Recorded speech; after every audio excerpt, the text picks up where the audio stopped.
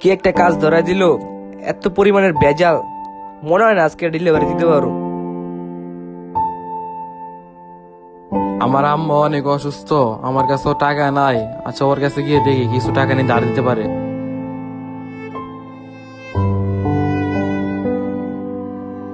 বন্ধু, আমার আম্মা অনেক অসুস্থ, তুই কি আমার 1,000 টাকা ধার দিতে পারবি?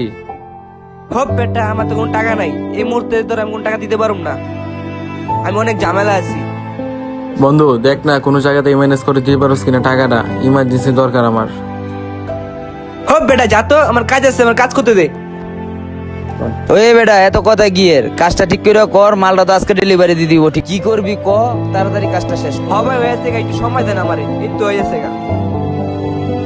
ওই বেটা, দেখছো তোর বোকাটা খাইলাম, যাতেন দে, আমার কাম করতে দে।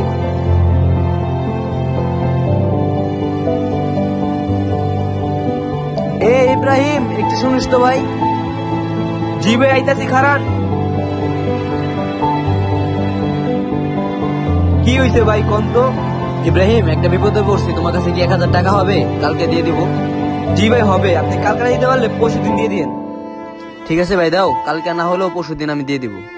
আচ্ছা ভাই, এই নেন। আচ্ছা ভাই, ঠিক আছে, তাহলে থাকো।